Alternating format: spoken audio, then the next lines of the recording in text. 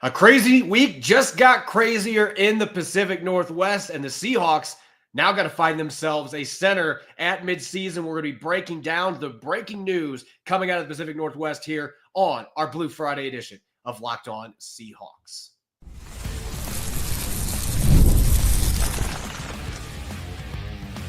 You are Locked On Seahawks, your daily Seattle Seahawks podcast, part of the Locked On Podcast Network, your team every day.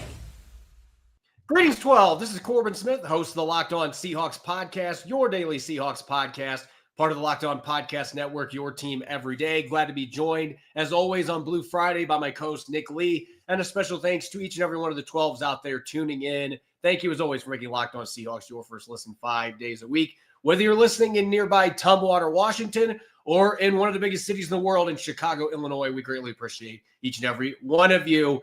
It has been a post-bye week for the Seahawks, and the drama got ratcheted up to another level today with the Seahawks having one of their starting offensive linemen abruptly announce his retirement from the NFL. We're going to discuss what that means for Seattle's front line and what the team is going to do moving forward with 8 games left to play in the regular season. Plus, we've got our picks to click, game predictions, and game plan for victory as the Seahawks gear up for their rematch against the 49ers. It's a jam-packed Blue Friday episode coming your way courtesy of FanDuel. New customers can place a $5 bet, and you'll get started with $150 in bonus bets if you win your first $5 bet. Visit FanDuel.com to get started.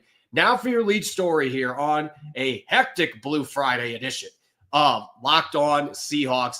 The Connor Williams era, we didn't really know you too well. It is over. Connor Williams, according to Mike Macdonald, is retiring from the NFL. And look, there has been speculation, Nick, all week what is going on with Connor Williams. And we don't really know what's going on behind the scenes. And I'm going to say this right now for our listeners that are wanting to pile on with the bad snaps and some of the issues that he's had on the field.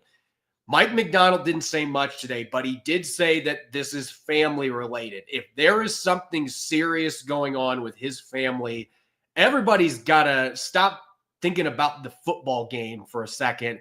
Start thinking about the things that really matter here. So not going to be piling on this guy. He may be dealing with something significant. We're not going to speculate on that front, but Connor Williams no longer playing for the Seattle Seahawks. He will be heading to the retirement reserve list.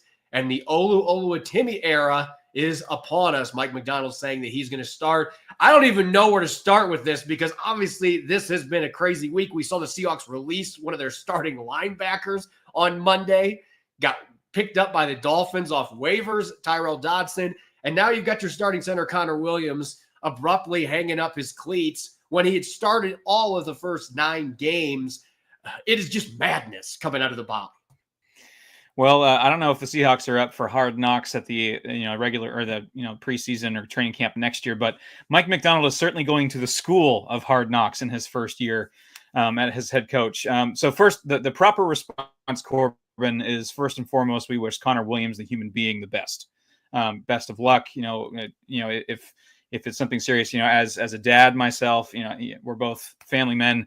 If something like that is going on, of course we wish him the best. That is the proper response. To try and guess and speculate the specifics why would be irresponsible and pretty much straight up disrespectful, honestly. So anyway, let's go to what really does suck. It sucks for the Seahawks, of course. The timing sucks right after the trade deadline, which really kind of burns. And it sounds like at least they were kind of blindsided about this, at least for the last few days.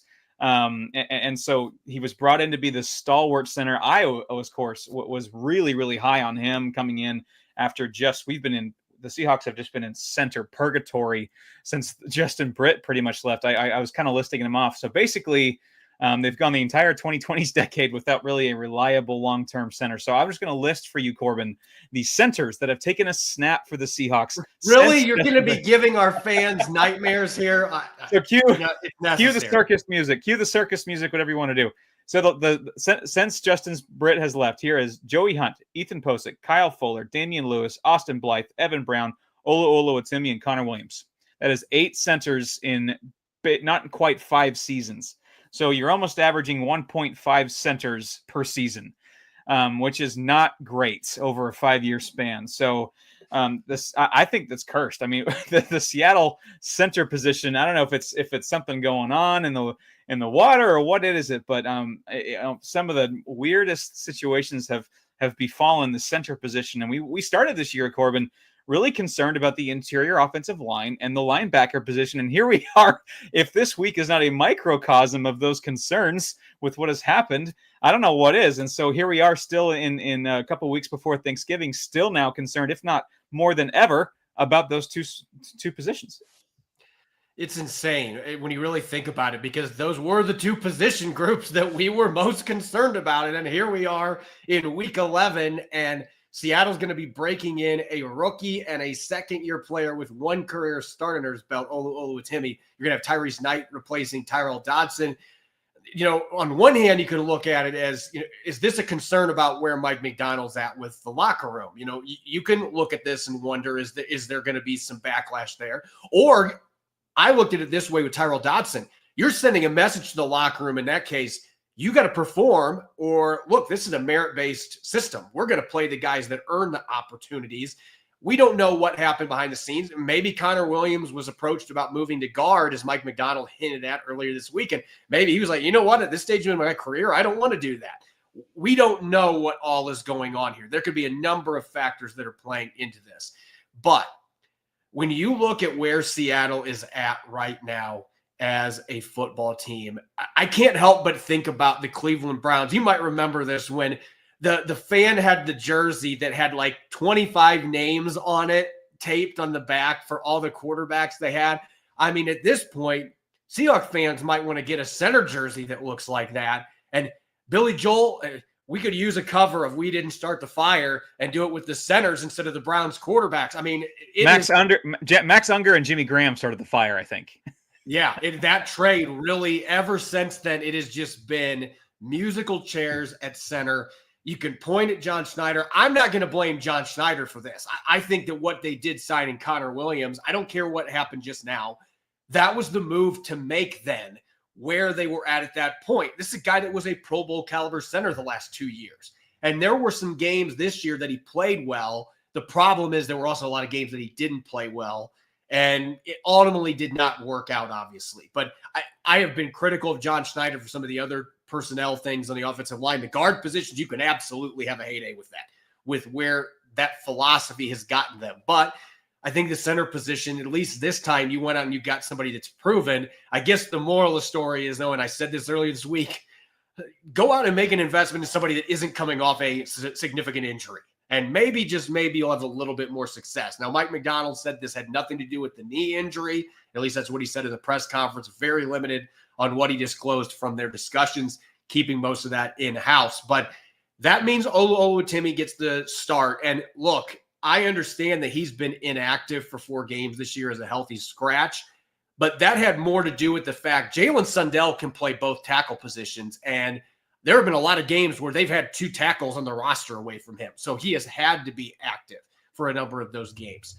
Oluwatimi has been the number 2 center the entire time, but they kept Sundell as the backup for a number of those games because of that tackle flexibility. Now that you don't have Connor Williams, Oluwatimi is going to get the shot that I think you and I both would be in agreement that we've been excited for him to get. I thought he was going to be the starter going into this year, and then he didn't play as well in training camp as they hoped. But Ryan Grubb seems to be thinking that he's elevated his game since Connor Williams arrived. I am excited to see what Oluwatimi does in this game. This could end up being a net positive if he ends up playing well, because guess what? He's under contract the next 3 years. Connor Williams would have been a free agent in March. Right. We'd be right back in this conversation after this season. So Oluwatimi, you're up, go get him, kid, and midweek kind of in that area. But look, yeah, he's got less than 150 snaps at center in the NFL, Oluwatimi. So, the verdict is still very much out on him. We can read into whatever we want about, his healthy scratches and whatnot. But we've seen guys, stumble and struggle to get out in front of, try to get their sea legs in the NFL. It takes a couple seasons, and all of a sudden they become fine NFL players. We don't need these guys to be Walter Jones from day one as a rookie. I mean, it takes some time. So perhaps with Olu, it's going to take some time. And this is a great baptism by fire in a way that we assume as long as he's healthy, he's going to be the starting center for the rest of the year. So good for Olu to get this huge sample size. And I think that's going to be useful for the Seahawks in the long run. Maybe the biggest bummer in this entire thing is we are not going to get to see a single game with Connor Williams and Abraham Lucas playing with Charles Cross and the other two projected starters. The projected offensive line going into the season didn't play a single snap together. So to me, that's the biggest bummer here. But with this absence, this retirement, it does create that opportunity for Oluwatimi. And if he runs with it, you've got your starter for the next 3 years at the center position. So there's reason for optimism. At the same time, hey, good luck. We're throwing the starting lineup against the San Francisco 49ers. Speaking of the 49ers, up next, we're going to talk about a game plan for Seahawks victory, something they have not done against the 49ers since 2021. I think I might have still been in my 20s when the Seahawks last won against the 49ers. We're going to dish out our weekly game plan, and that's coming up next year on our Blue Friday edition of Locked On Seahawks.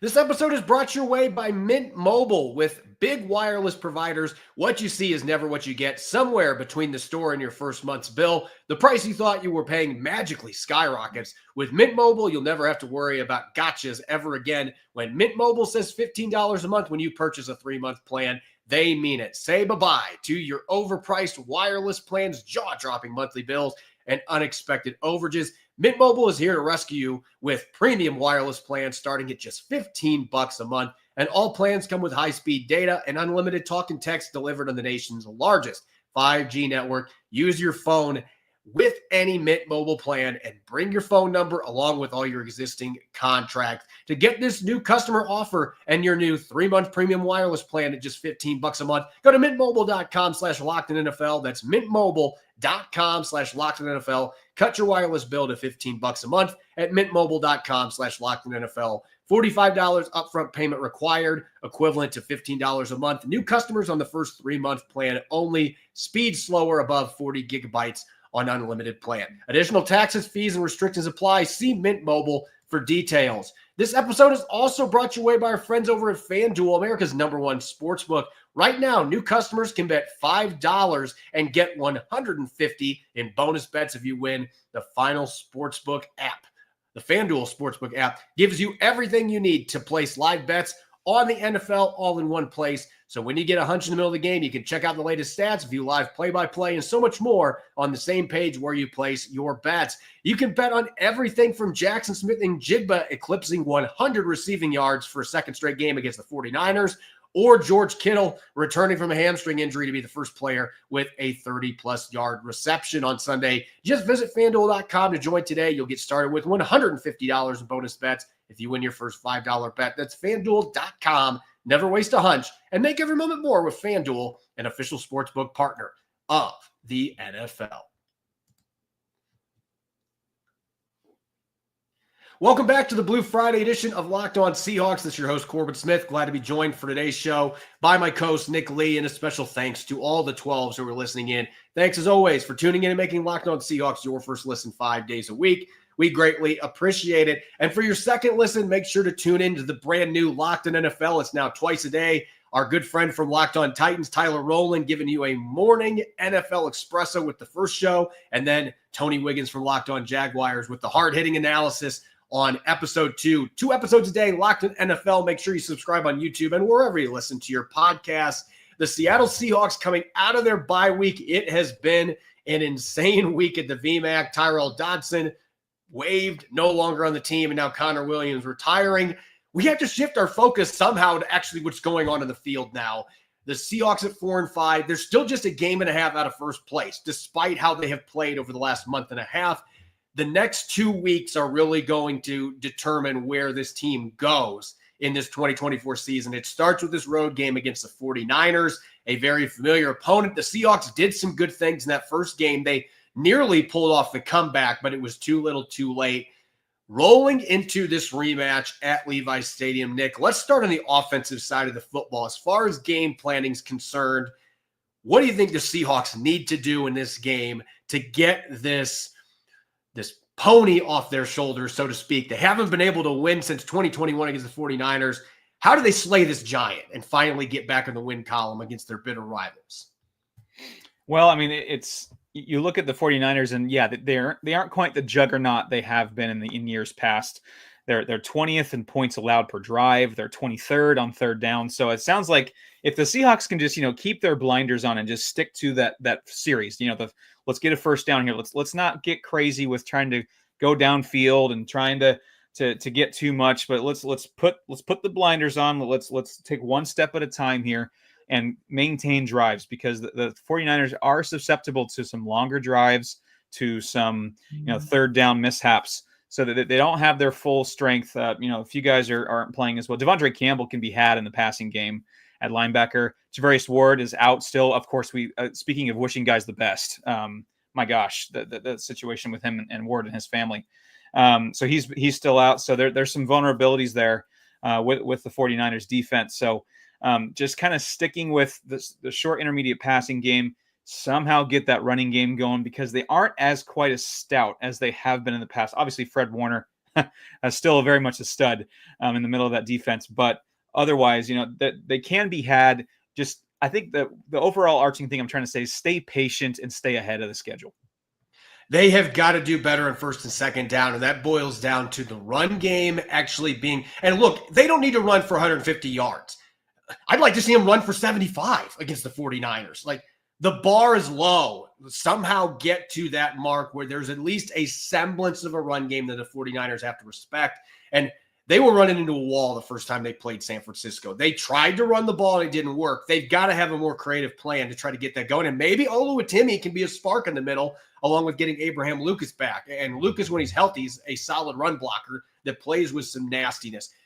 Can they get that run game going? Can they get some of the quick strike passing game? Because as you mentioned, this 49ers team, they're 23rd in third down conversion rate. Teams have been able to move the ball and sustain drives against the San Francisco defense. The Seahawks did it some in the second half in that first game.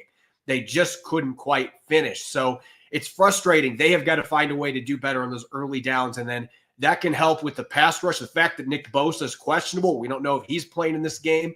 That would certainly help if you didn't have to worry about Nick Bosa coming after Geno Smith. But we're going to assume that he's going to play in this game. You've got to have that quick passing game and a run game to help neutralize and slow down that pass rush led by Nick Bosa. And I know that this is just the low-hanging fruit, but, can we have a game against the 49ers without an offensive turnover? At least play clean football, because that has been a huge problem. I mean, it's kind of a microcosm of this season for the Seahawks, but in that 6-game losing streak against the 49ers, they have never won the turnover battle. The 49ers have, in fact, the 49ers in 5 of those 6 games have had a +2 or better turnover margin. Some of it's been special teams. Some of it has been offense. Geno Smith's had some bad luck. There's been some poorly ran routes. There's been some poor throws by the quarterback. Just play within yourself and play clean football. If you don't give the 49ers pre-Christmas gifts, it is going to make things a lot easier for you to be able to go on the road and be able to hang in this game and maybe have a chance to beat a team that I do think is vulnerable. They are a good but not great team, at least at this point, in my opinion. If they can do that, then certainly that's going to be able to help their chances. Yeah, the Seahawks are, go figure, 2-0 when not turning the ball over this year. That seems like a decent formula to win. Also a very small sample size. Very small sample size, which is very unfortunate. 5 turnovers total in the last 2 games. That is not going to get it done. That's how you get your doors blasted over by the Bills, and that's how you lose close to the Rams. Both those could easily have been different scenarios had they not turned the ball over. And also, going to the last point here, can't settle for field goals against the 49ers, especially at their place with that offense they have. That's like bringing a knife to a gunfight. I mean, you just can't do it. The Seahawks are 22nd in red zone trips, turning red zone trips into touchdowns. The biggest problem, I think, in my opinion, is that they're 29th in red zone trips total. Like they're having a hard time even getting into the red zone at a good rate. The Seahawks are. So when you get those rare opportunities that the Seahawks have struggled to get, you cannot settle for 3. You have to get 6+1, because otherwise you're going to lose that battle 8 to 9 times out of 10. And heck, I'd be happy with all field goals with the way that the efficiency's been down there, at least get some points. I mean, they have been experts, the Seahawks have, at turning 6 into 3 or 0. They have done it so many times. Heck, They turned 6 into 14 with a pick 6 too. I mean, they have really struggled down there. You got to finish in the red zone. The 49ers are in the bottom third of the league in red zone efficiency too on defense. Like when teams have gotten down there, they're in the top 6 in rushing touchdowns allowed this year. There are a lot of things that are uncharacteristic for this 49ers team. Seattle's just got to take advantage of it. They got to play with themselves and don't shoot yourself in the foot, as Geno Smith said. You got to play sound football. Okay, let's swing over to the defensive side of the football. And it's interesting that I'm going to mention this because, in the past I might not have said this, but the 49ers still have talent at receiver. There's no question about it. You've got Deebo Samuel, Juwan Jennings has been really good. And then they've also got at the other spot their rookie that they got out of Florida that returned 2 weeks ago as well. So the 49ers have weapons, but I'm going into this game, if I'm Mike Macdonald, I'm pulling out those bear fronts and I'm saying, okay, Christian McCaffrey, Jordan Mason, 49ers offensive line, we're not going to let you run the football. If you can beat us over the top, so be it. But we are not going to let you beat us with running the football. We're going to play physical line of scrimmage. We're going to stack the box. And we're going to force – I know it's crazy because Brock Purdy's a good quarterback, but you have got to force them into a situation where they got to pass to beat you and take that running game equation and at least somewhat out of the mix for them. And I think if you're able to do that, win more on your early down, stopping the run, I think you can get more opportunities to get after Brock Purdy, which has been one of their biggest problems against San Francisco. They can't get a finger on him. If you can defend the run on early downs and get more opportunistic third downs, it increases your chances that Derek Hall, Boye Mafe, and company can get to him. And I think that's crucial in this contest. Yeah, absolutely. I mean, look, Brock Purdy is a fine quarterback, but it's pick your poison with Christian McCaffrey back there. If you can somehow limit him, when facing Brock Purdy in a possible, having him to pass, and to quote the Mandalorian, I like those odds. That's a better situation for the Seahawks defense than letting Christian McCaffrey go wild. And last year, CMC was 3rd in missed tackles forced, 2nd in yards after contact. So he's a pretty hard guy to bring down and wrap up. But you got to do it. You have to limit Christian McCaffrey. Obviously, it's more of a slow down than stop situation with Christian McCaffrey usually. And then, like you mentioned, with the receivers, no Ayuk, obviously George Kittle banged up. Ricky Pearsall has shown some good things. Juwan Jennings is back and playing well. So, but again, I like those odds against what we all know to be a very talented defensive secondary for the Seahawks. Still waiting for the Reek Wolin and Devin Witherspoon to truly break into that next level, but would be a nice game for that to happen. And lastly, Brock Purdy, again, like I mentioned, a fine quarterback. Is he one of the top 5 best quarterbacks in the NFL? I don't think so. But he's also 3rd in the NFL in what Pro Football Focus calls big time throws when under pressure. He can play fairly well under pressure. And it's one of those things where you have to sack him. You have to bring him down. You have to finish the job. You can't just. And sometimes I look at total pressures, QB pressures, kind of like I do when baseball. When you guys start talking about, oh yeah, his bat BIP doesn't match up with his average. He's going to start coming around. I need the pressures to start turning into sacks. I need the hard hits to turn into base hits. If you know what I mean. We need those to convert into sacks because. Pressures are great, but if they don't turn into sacks over and over again with an offensive line that they have, Brock Purdy with some of the weapons he has, it's going to be a long day. I mean, they've made Brock Purdy look like a younger Russell Wilson in some of these games with the slipperiness that he's had getting away from the pass rush when there has been a pass rush. And a lot of time there hasn't been, in part because the 49ers are dominating the game with their rushing attack. And that really puts pass rushers on their heels, and they aren't able to fully pin back their ears and get after the QB. And when they do get back there, Purdy just seems to have that sixth sense. He can slip away. He can step up in the pocket. He's an underrated athlete that has some mobility to run when he needs to.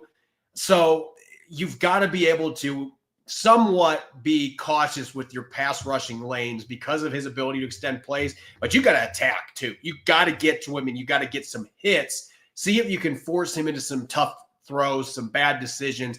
They need some turnovers to start rolling their way. And the Seahawks have had 5 of them the last 3 games. So they have started to create some turnovers. Can you turn that into this game coming off a bye week? Keep that momentum going with some pressure on Brock Purdy. I think that's going to be crucial to win this game. When we come back, we've got picks to click and game predictions for Week 11. Don't go away. You're listening to the Blue Friday edition of Locked On Seahawks. This episode of Locked On Seahawks is brought to your way by Hillsdale College. History, economics, the great works of literature. Did you study these things in school?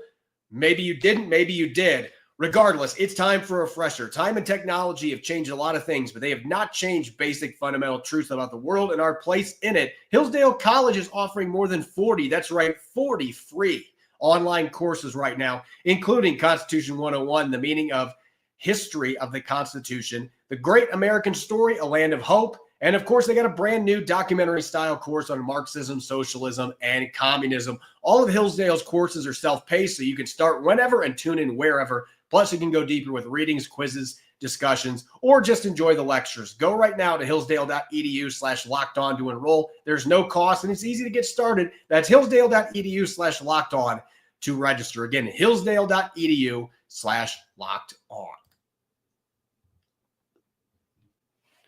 Welcome back to the Blue Friday edition of Locked On Seahawks. This is your host, Corbin Smith. Glad to be joined here on Blue Friday by my co-host, Nick Lee. And a special thanks to all the 12s who are listening in. Thank you, as always, for making Locked On Seahawks your first listen 5 days a week. We greatly appreciate it. The Seahawks will look to snap a 2-game losing streak coming out of their bye. They've got a 6-game losing streak to the 49ers. So they got 2 skids they're going to be trying to snap on Sunday at Levi Stadium. Rolling into this game, I'm going to admit, Nick, you and I, our picks to click, we got off to a really fast start. The last couple of weeks have not been so kind to us. So we're both going to be looking to get things rolling here, just like the Seahawks are. On the offensive side of the football, who's the player that you have bookmarked for a big week this week against the 49ers? Well, I'm going to go with a guy who last time we saw him was catching 7 balls for 180 yards and 2 touchdowns, and that's Jackson Smith-Njigba. And it's funny because, we're picking possible receivers that aren't named DK Metcalf in his return, but I also saw Jackson Smith-Njigba get the second most targets he's had as a Seahawk last week. I expect a good target volume even with the return of Metcalf. I just like the trend of Jackson Smith-Njigba and his role in the offense. And he was 5 for 53 in the last game against the Niners, so they didn't completely shut him down. I kind of like the trend for Jackson Smith-Njigba. I'm getting good vibes there. I'd like those to keep rolling. And I think because of what Jackson Smith-Njigba is doing now and the fact DK Metcalf is now back completely healthy, was not on today's injury report at all, no designations, that is awesome news.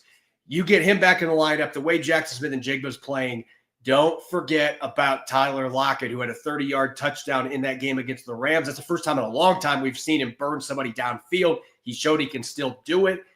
I think in this game, when you're playing a secondary that's missing Charvarius Ward, and again, the reasons why he's not there, God bless to his family, and we're pulling for him and his family with the difficult circumstances they're dealing with. But this is a secondary that's got some young players. They're missing several starters, either due to injury or personal reasons. They are ripe to give up some big plays in this game. Now, you got to be patient opening those up, as we've talked about. You got to have that quick passing game, the run game, to open up those opportunities. But this feels like a game where that number 3 receiver in Tyler Lockett could get some big play opportunities, with the attention being dedicated to DK Metcalf and now Jackson Smith-Njigba being more on the radar for opponents, with the game that he is coming off of, where he could have had 250 receiving yards against the Rams. There's going to be a lot of attention paid to those two. Tyler Lockett could be a sneaky pick to have a big game. In fact, I'm calling it right now. I think he's going to get to 80 receiving yards and have a touchdown in this game. I think it's going to be a big performance from Tyler Lockett with DK Metcalf back and Jackson Smith-Njigba causing all kinds of problems now for defenses. Let's go to the defensive side, which honestly might be the most important side for Seattle's chances to win this game because of all the big plays, particularly in the run game they have given up consistently against San Francisco the last 3 years. Who are you looking at as the pick to click that has to have a big game for the Seahawks going to Santa Clara? Well, I basically said the last time we did this, I'm picking Devin Witherspoon until he gets a sack or a pick. And I'm going to continue because, unfortunately, that has continued. The zeros in both of those categories. I need Devin Witherspoon to get some splash plays going. So another week picking him. And, against the 49ers earlier this season was his second highest graded game of the year. So I'm liking that trend. He had a decent showing against the Rams. I know there was a few questionable plays there. But, he's kind of had some hot and cold weeks. He had a better week against the Rams. Hopefully a bye week with this defense, and then, some good experience against the Niners last time he was out there. I'm picking Devin Witherspoon to finally get in the category of either a sack or a pick. Noah Fant isn't playing, so I can't do the same thing that you're doing. I can't pick Noah Fant as my pick to click, which is ironic in the fact that his best game this year was that first game against the 49ers. But without Noah Fant being available on the defensive side of the football, I'm going to go with Boye Mafe. I was considering Leonard Williams because he has consistently played well against San Francisco. I think the matchups in the interior are more favorable for the Seahawks. But Trent Williams is coming into this game as questionable. And even if he plays, he is not close to 100% right now. This may be the game where we can see Boye Mafe, who in that first matchup had a couple of promising rushes and couldn't quite get to Brock Purdy. I can see this being a game where he's able to get to him a couple times. And that could be the difference between winning and losing if they can get a few extra quarterback hits. I'm actually going to have Boye Mafe having a sack on Brock Purdy in this game and 3 pressures. I think he's going to have a little bit of success off the edge. And it's going to be a big part of the Seahawks potentially having a shot to win this game. Going against a less than 100% Trent Williams is certainly going to help those guys off the edge, including Faye. Game predictions go. It has been a long time since the Seattle Seahawks have beaten the San Francisco 49ers. Do they snap that streak on Sunday, Nick? Or are you looking at this being 6 out of 7 losses for Mike Macdonald's team? Well, frankly, I'm struggling to drum up a game plan here see a scenario. The average margin of loss for the Seahawks in their last 3 games at the 49ers is 16.7 points per game. That is the margin of loss. That is almost 3 scores, Corbin. Averaging the loss by 2-3 scores is pretty brutal. Unfortunately, with this turmoil of a week, tumultuous week, outgunned, out-physicaled. The 49ers have, a top 3 player in the NFL back in Christian McCaffrey. He's only going to get better as he gets kind of going in the season. It's a tough spot for the Seahawks. I unfortunately am going to go 30-20 49ers. There is every reason to pick the 49ers for this game, and that's why I'm picking the Seahawks to win. Look, this is as crazy as this week has been. And, we got a new head coach, so maybe this trend doesn't continue. But it has seemed like when stuff like this happens, the Seahawks always find a way to rally. They always find a way to pick themselves up. And I don't think that the return of Abraham Lucas is being talked about enough. Now, maybe we're putting too much weight on him in his first game back, and he hasn't played in 11 months. But getting him back in the lineup, I think, is going to be big for Seattle's run game. It's going to bring some stability to the pass protection. I'm confident in Oluwatimi being able to handle the center position with Connor Williams now retiring. And defensively, there were some things I saw in that game against the Rams that really left me optimistic that we're going to see some consistent changes in terms of positive production for this team. I like what Ernest Jones is bringing to the table. And, oh, by the way, he has historically played really well against the 49ers when he was on the Rams. I think that is a big deal. And the fact that there are some injuries with Bosa, Kittle, and Williams all being questionable, I think all 3 of those guys will play, but how effective are they going to be? That remains to be seen. You don't have Brandon Ayuk on the outside that you have to worry about. There are some reasons to be optimistic Seattle can go get this done, but dang it, they got to stop hurting themselves. They have got to play clean football, and I'm predicting that they're going to. I think that they're going to turn the ball over once. I'm not going to go 0 because it's the 49ers. That would be wishing for too much. But I think this defense is going to come through with a couple of turnovers in this game, and I think that's going to be the difference. I think Seattle wins this one. I'm going a little bit lower score, but flipping the script here, I'm going to go with the Seahawks 24, 49ers 20, and both teams are 5-5 going into week 12. I just have a feeling this is going to be a pretty tight game. And, maybe San Francisco goes out and does what they've done every time these 2 teams have played the last 3 years and just bullies them, especially with a backup center now taking over. There are reasons to not be optimistic, as you pointed out, but I think this team is due to win a game against the 49ers who have injuries. They are not the same dominant team they have been in the past. I think it's going to be a back and forth affair, and I think Seattle maybe somewhat saves their season. This could be the type of win that can change things if you can get this monkey off your back. and beat the 49ers. But we shall see if it actually comes to fruition on Sunday. As always, you can follow me on X and Blue Sky at Corbin Smith NFL. You can follow Nick at Nick Lee 51. Make sure to subscribe to Locked On Seahawks on YouTube and wherever you listen to your podcast to make sure you don't miss a single episode. We will be back with a post-game show a couple hours after Sunday's game in Santa Clara, hopefully covering a Seahawks victory. Hope you'll be listening in and enjoy the rest of your weekend in the game on Sunday. Go Hawks.